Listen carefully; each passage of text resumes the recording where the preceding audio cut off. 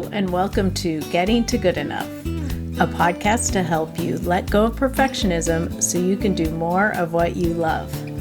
I'm Shannon Wilkinson, a life coach in Portland, Oregon. I'm a recovering perfectionist who's getting better at good enough. And I'm Janine Adams, a certified professional organizer in St. Louis, Missouri, and I'm lucky enough to be naturally good at good enough. And today we're talking about post-pandemic planning and the kinds of things we might want to do.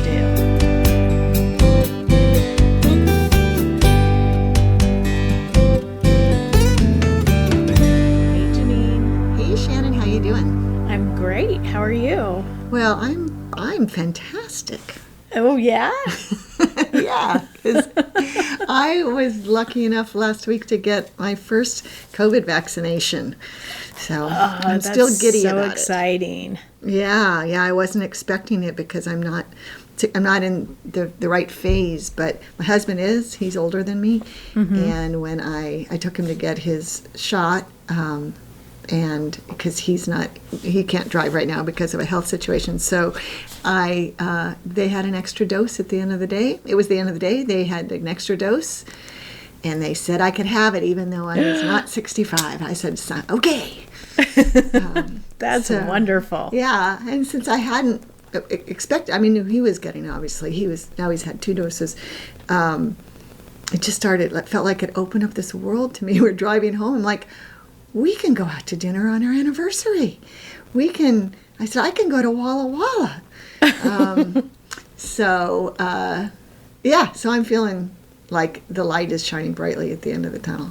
Oh, that's amazing. And I think it is, I hope it is for many, many people. I mean, such good news. We're recording this right after the Johnson & Johnson vaccine was approved by the FDA, right? Right. So it really feels like this is sort of the beginning of a lot more freedom, or a post-pandemic reality. Yeah, well, and if the next stimulus package gets passed by the Senate, that has a lot of funding for vaccination in it. And so Excellent. Hopefully that will help get more people vaccinated more quickly. Right. Some infrastructure improvements or what have you, so that it's not an absolute luck of the draw or Hunger Games situation to get a vaccination when you're eligible. Yeah, so of course if I go to Walla Walla, that means I can see you. I texted you to find out whether you thought by May, which is when I would make this trip, whether you would be vaccinated, and you think you will be, right? I'm hoping to be. We've had some conflicting information, but the last I heard was that March 30th they're going to start 50 and over. So excellent.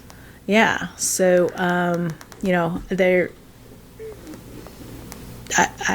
hoping then that I will be able to get vaccinated and can be fully vaccinated and have strong immunity by the time you get here. Yeah, and we can record a podcast or two together in person. Oh my gosh, that would be so much fun. And I have to say that when you texted me this weekend asking me, how I might feel about that, if I thought I might be vaccinated, what my level of comfort was, I realized it had literally not occurred to me on an individual sort of personal basis what it would mean to be vaccinated. I'd been thinking about it, in terms of like the entire community and herd immunity and but not really thinking like, oh my gosh, if we're vaccinated and our friends are vaccinated, we could actually spend some time with them. I think we'll still probably be very cautious and, not just sit in a room breathing each other's air. Right. But like, I brought it up to my husband, and when I was telling him, I started to cry. That's so great. I mean, I felt that it had the same reaction. Like I had not thought about it in those terms at all. And when all these possibilities opened up, I didn't come anywhere near tears, but I was very happy. And we just... I think we all know I'm a bit more of a crier than you are. That's right. I don't tend to cry. We got an invitation yesterday from sort of our core group of friends here, like 4 couples who get together with a certain amount of frequency. We used to, and the birthdays are coming up, and we realized I'm the last one to get vaccinated of our group because I'm the youngster in the group. Oh, and right. We're going to be able to get together in April to celebrate some birthdays. So that's wonderful. Exciting. Yeah. So it's so interesting. It's so weird. Like, I hadn't considered any of this. Like, I've been so focused on, I'm thinking in terms of my business and stuff, on accommodating and being safe, right, what that means, that I hadn't thought about what happens after I've got immunity. And it's like I have a whole nother phase of planning to go through now. Right. Yeah. Yeah. I had stepped away from in-person organizing for the most part after Barry had this heart event back in October, when I just did not want to risk possibly infecting him with COVID. So I just have been staying home. And which is why I can't go to Walla Walla to see my 90-year-old dad until May, because Barry can't drive until May. Right. So we're not going to leave him stranded. But I've got to think, do I want to go back to working with clients personally or not? Maybe I don't, since I have a system set up now, in place that's working well. Right. So it's very interesting to ponder. Yeah, it brings up a whole lot of questions, and still, the vaccination on both the greater community level and then on a very sort of individual person to person level is amazing, but then there's all this space in between. Yes, right. Where, like, so you're vaccinated, but if you're around people who aren't vaccinated, you still need to take all the precautions that we've been taking of remaining socially distanced and wearing masks and, all of those things, and keeping groups small. And I think a lot of that stuff I'm planning to continue to do for the most part anyway. But, like, to be able to enjoy a meal with friends is just like, oh, that sounds so amazing. It really does. And when I said to Barry, oh, we can go out to dinner, I thought then we might, but our anniversary is in April. But then the idea of going into a restaurant and being unmasked while eating just doesn't feel good yet. Right. Yeah. So it is an interesting thing, and on a very sort of micro level, where really my concern was my husband not getting COVID. I just feel so great that he's had both his shots, and in a couple of weeks he'll probably be as immune as he'll get. And of course, we'll be wearing masks and everything for who knows how long. Well, yeah, and I imagine it may be like it has been in many Asian countries, is you just wear masks. Mm-hmm. Either to, if you may potentially have symptoms, or, during sort of flu season or something. Mm-hmm. I don't know. And someone brought up the idea of going to a play in the fall, like in October, November, and I cannot wrap my head around sitting in an auditorium with other human beings. Right. That's like, I'm going to have to know a lot more about what the world is like then before I can make that decision. Yeah. Yeah, agreed. It's, it's so weird. It is just, it's so weird how our realities have changed in the course of a year. Of course, a year ago, we never expected it to be going on this long, and now we have no idea how long it will be going on. But, the other thing that I reflect on is the accommodations and changes we've made because of the pandemic, and how some of them I think I definitely want to stick around.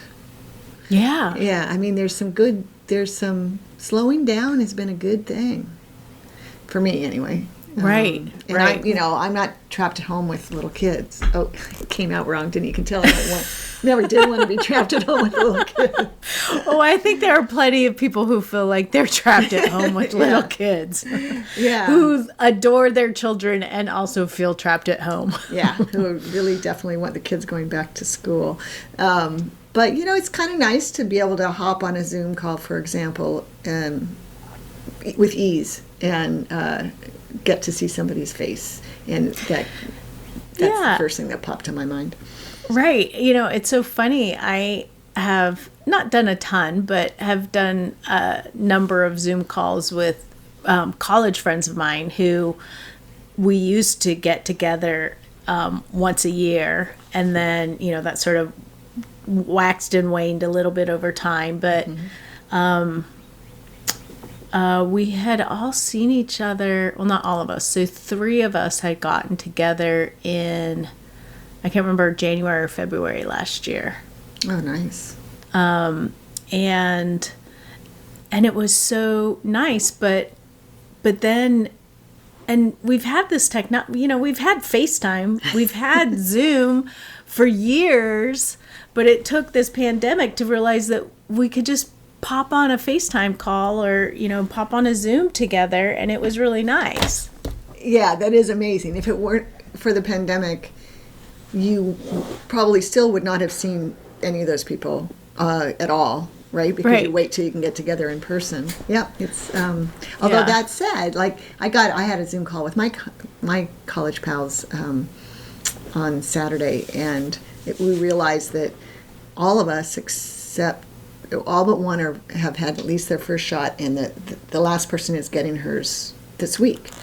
And it would hit us all like at the same time. Oh my gosh, there are 5 of us. We can get together in person this year for sure. More, wow. I think. Yeah. So we're busy trying to decide where and so forth. But anyway, my point is this: we usually, just like you, I see them usually once a year, and I've talked to them on Zoom so many times, and it's so nice. We're so caught up with each other. One of us has lost a parent in that time, and we weren't able to travel to that. Or when you lost your mom, I wasn't able to travel to go to, presumably there would have been a memorial service, and that stuff's hard when on the when you can't be the friend that you want to be in those situations. But Zoom's a good substitute for a lot of it. Yeah, it is. It is. It's been nice, and that's definitely one of the things that I'm happy to have. Although I have to say, the big Zoom calls, I just can't do it. They're so hard. When it gets over, I think 5 is my maximum. Yeah. Yeah, that's about what I can do, and otherwise it becomes very unpleasant. As much as I love everybody on there, except for your birthday scavenger hunt. Oh, which was such a blast. That was fun. Thank you. I'm glad that you made that exception. That was different. It was just mayhem.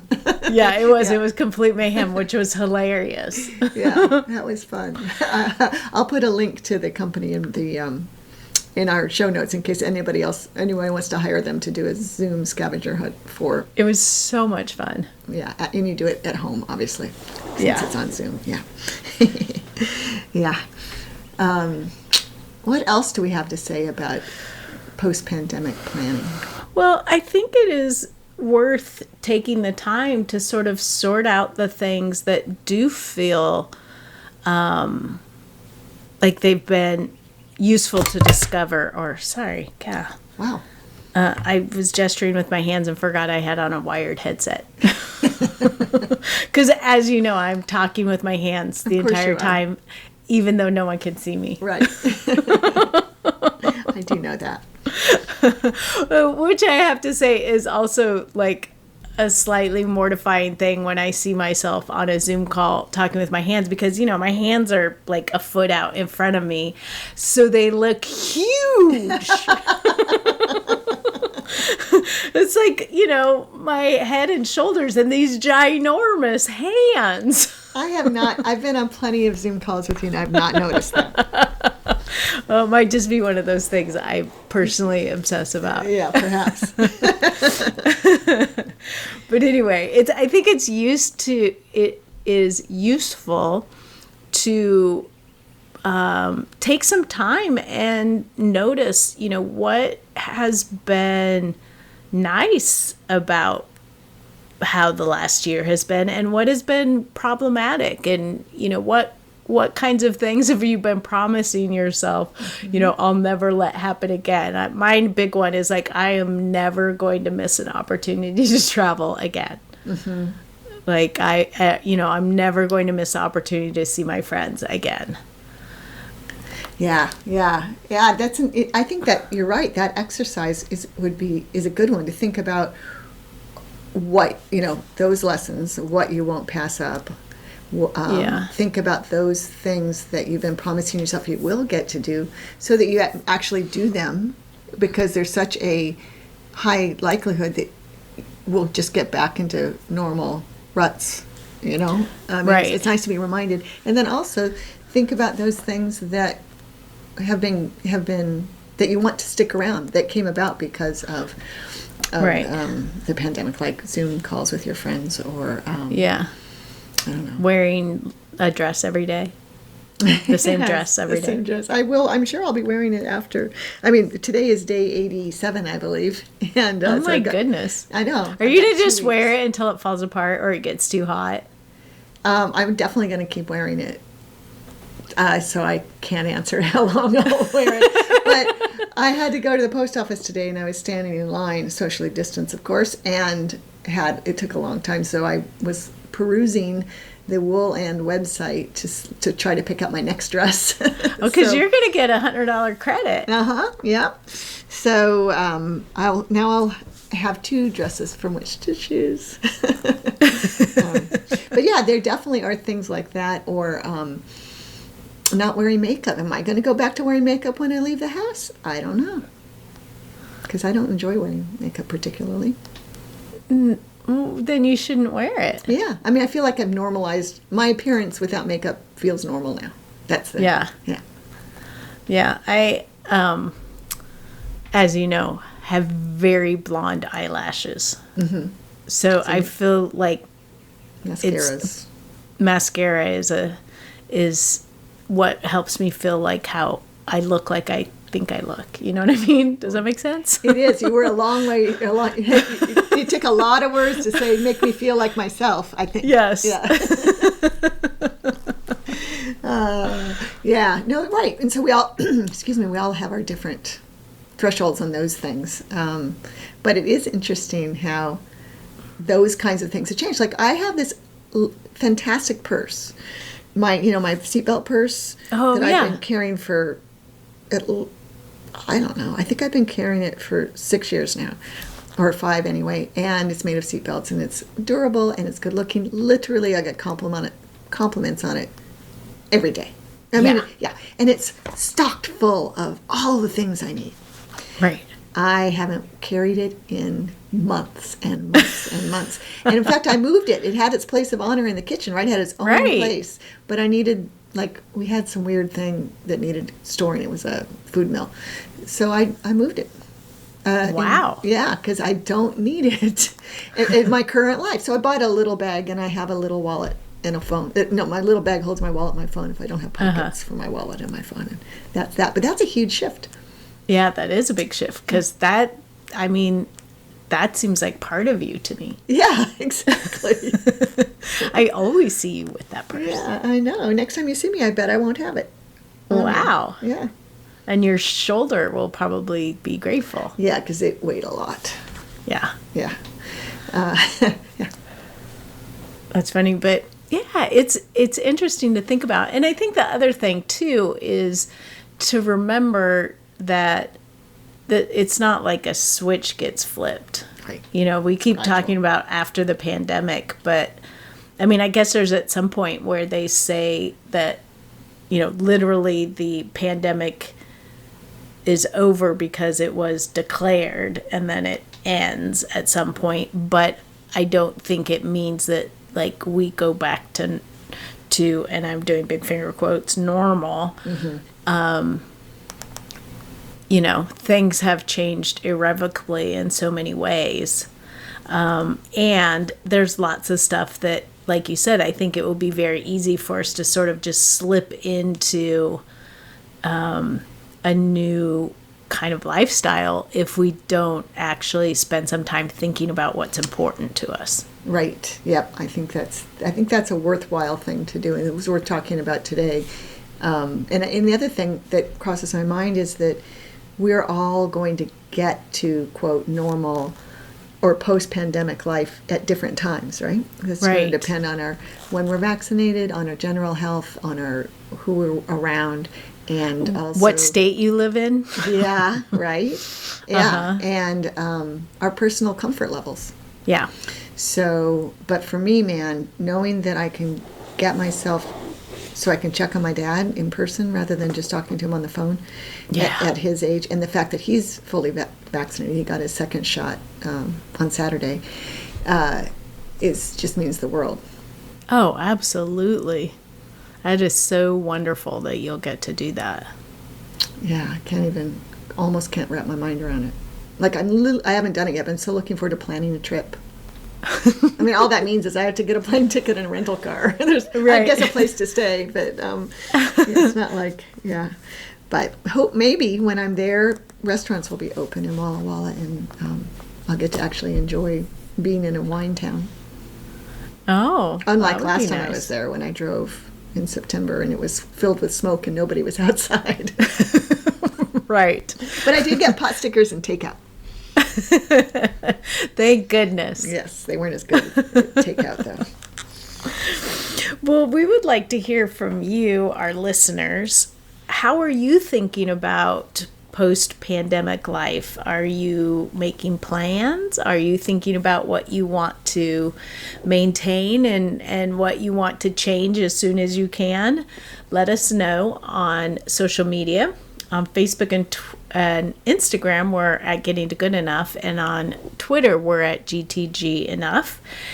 And our number where you can leave us a message is 413-424-GTGE. That's 4843. And you can always head over to the show notes at gettingtogoodenough.com and leave a comment there. But for now, this is Shannon Wilkinson in Portland, Oregon. And Janine Adams in St. Louis, Missouri. And we hope that good enough is getting easier for you.